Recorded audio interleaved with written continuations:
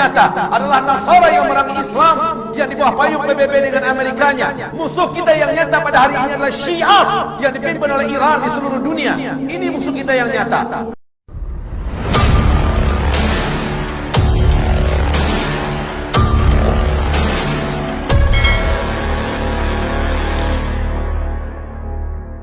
Nyata adalah Nasara yang memerangi Islam yang di bawah payung PBB dengan Amerikanya. Musuh kita yang nyata pada hari ini adalah Syiah yang dipimpin oleh Iran di seluruh dunia. Ini musuh kita yang nyata. Jelas siapa di hadapan kita.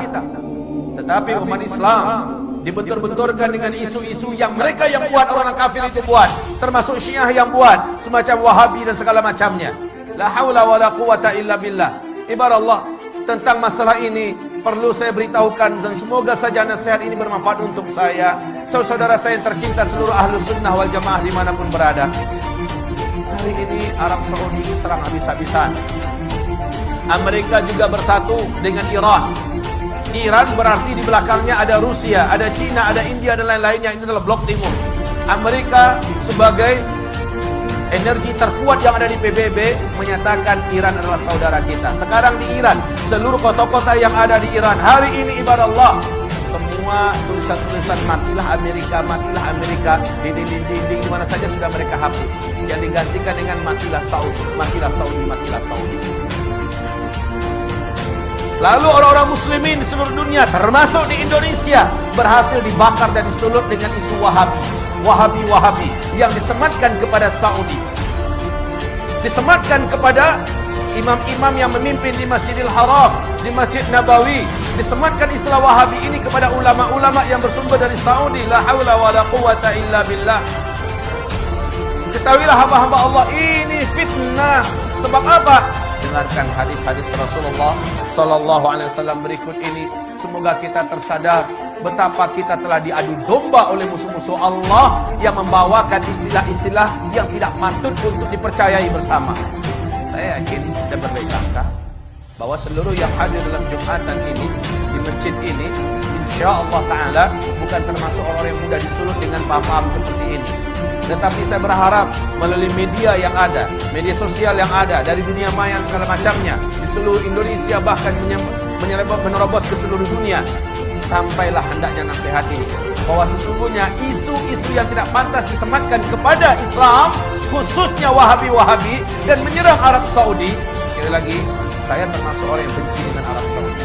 Dulu, kenapa? Loyalitas Arab Saudi pada Amerika, loyalitas Arab Saudi kepada Zionis Israel, loyalitas mereka. Tapi ketika Arab Saudi jatuh ke tangan orang yang saleh, insyaallah, Allahu a'lam, di tangan Raja Salman, bagaimana dia mendeklarasikan kesatuan umat Islam di atas kepentingan Islam, bagaimana dia bersumpah bahwa akan membebaskan Al-Quds, bagaimana dia menyatakan baraknya terhadap segala macam kejahatan-kejahatan yang dilakukan oleh Timur dan Barat, terkhusus oleh PBB dan tidak boleh diatur oleh PBB. Lihat bagaimana sekarang Islam benar-benar menjadi perhatian utama, dan sejak itu Amerika berpihak kepada Iran. Sejak itu Amerika bertekad untuk menghabisi Ahlus Sunnah wal Jamaah melalui lokomotif yang paling benci kepada Islam, yaitu Syiah. Maka kaum muslimin, perhatikan sekarang. Rasulullah bersabda sallallahu alaihi wasallam, "Inna ad-din la ya'rizu ila al-hijazi kama ta'rizul hayyah ila juhriha." Sesungguhnya agama ini pada akhirnya nanti akan kembali berpusat dan berfokus kepada Hijaz, sebagaimana berpusatnya dan berkutatnya ular di dalam lubangnya. Hijaz itu adalah Makkah, Madinah, Taif. Ini yang Hijaz.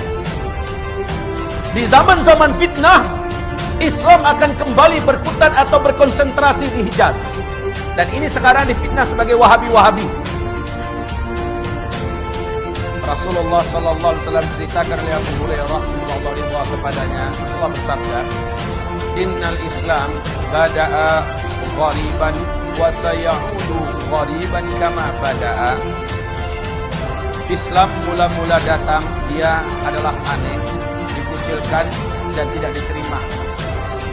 Nanti ketika di akhir zaman, Islam akan kembali dianggap aneh, dikucilkan dan kembali tidak diterima, justru oleh umatnya sendiri.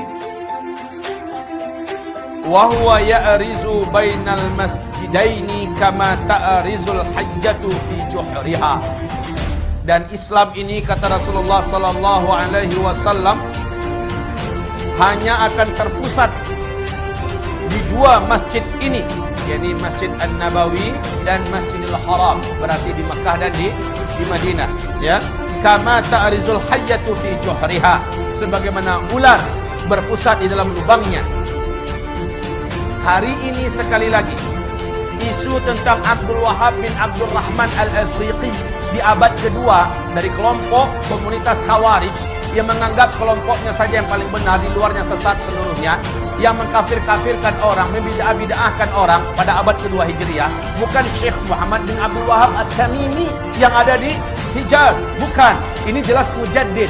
Tetapi umat Islam ini dengan dalam buku yang ditulis oleh Muhammad Novelis, Zionis dan Syiah bersatu menghantam Islam. Ternyata istilah Wahabi-Wahabi yang harusnya di abad kedua yang muncul itu, si Khawarij itu, ini yang dihidupkan dan disematkan kepada Syekh Muhammad bin Abdul Wahab. Dan ini tidak benar, ini batil. Syekh Muhammad bin Abdul Wahab adalah seorang mujaddid, ulama Ahlus Sunnah wal Jamaah. Lihat seluruh bacaan-bacaan yang ditulisnya, lihat seluruh gubahan-gubahannya, lihat seluruh penyampaiannya, sama dengan yang ada pada umat Islam pada hari ini, baik yang dipakai dan diamalkan oleh NU, baik yang dipakai oleh umat Islam yang ada di Muhammadiyah, baik yang dipakai oleh Sunnah wal Jamaah yang ada di mana-mana.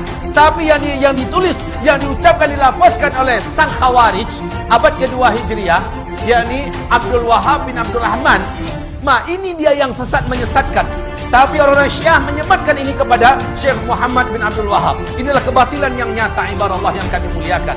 Lalu umat Islam sekarang mau saja percaya dan dibentur-benturkan. Betapa prihatinnya hati saya ketika mendengar ada seorang Sunni diusir oleh saudara Sunni yang lain. Kenapa? Sunni yang ini adalah mereka di komunitas mayoritas, punya kebiasaan mengamalkan ini nama itu. Yang Sunni ini tidak mau mengikuti semacam Maulid Nabi, Isra Mi'raj, tidak mengikuti, ya. Tapi dia tetap baik berhubungan dengan masyarakat. Dianggap dan dibakar-bakar, disponsori, ini adalah paham Wahabi. Diusir dari kampungnya, diusir, tidak boleh lagi tinggal di kampung, bahkan diancam bakar. Rumahnya memang dibakar. Sampai-sampai ketika disakiti sekeluarga, padahal sama-sama Sunni, yang bertepuk tangan Syi'i, orang Syiah, karena kompor yang mereka nyalakan telah membakar sesama umat Islam. Harusnya kaum muslimin sadarilah, semua sifat-sifat Wahabi yang diceritakan oleh saudara kita yang menyebar di mana-mana 100% ada pada komunitas Syiah. Semua sifat-sifat yang ada pada Wahabi-Wahabi itu ada pada Syiah seluruhnya. Baca tentang Syiah, lihat perangai Wahabi, 100% ada pada Syiah. Yang maling mereka, yang teriak maling mereka dan mengadu domba sesama umat Islam. Sadarlah, sadarlah, wahai saudaraku, jangan mau dibentur-benturkan. Cintai saudaramu. Dan kata Rasulullah SAW, la tadkhulul jannah hatta tu'minu. Kamu tidak akan pernah masuk ke dalam surga sampai kamu menjadi orang yang beriman. Wa la tu'minu hatta tahabbu. Dan kamu tidak akan pernah menjadi orang yang beriman sehingga kamu saling mencintai. Kamu tidak akan pernah menjadi orang yang beriman sampai kamu saling mencintai. Menjadi orang yang beriman. Ibarat Allah, ma'asyiral muslimin, hamba-hamba Allah yang kami muliakan. Bagaimana, surga mana yang akan kita layak masuki sementara kita membenci sama orang beriman? Surga mana yang pantas kita masuki? Padahal yang pantas menjadi ahli surga hanyalah orang yang beriman. Dan kamu tidak akan sampai dan tidak akan pernah menjadi orang yang beriman sampai kamu mencintai sesama saudara kamu. Perbedaan nama, perbedaan karakter, perbedaan sifat dan sebagainya jangan dijadikan alasan untuk kita tidak menganggapnya saudara kita. Orang tua kita sama, Al-Quran dan As-Sunnah. Rumah besar kita sama, Islam. Yang prinsip-prinsip kita masih sama. Hanya perbedaan-perbedaan ini jangan sampai kita mau dicabik-cabik. Ini yang menjadikan setan itu, walakin fit tahrishi bainahum, akan tetapi dengan memecah belah dan mengadu domba sesama mereka. Di sini pintunya yang didapat oleh setan ada pada umat ini. Semoga Allah menyampaikan diampuni oleh Allah Subhanahu wa taala.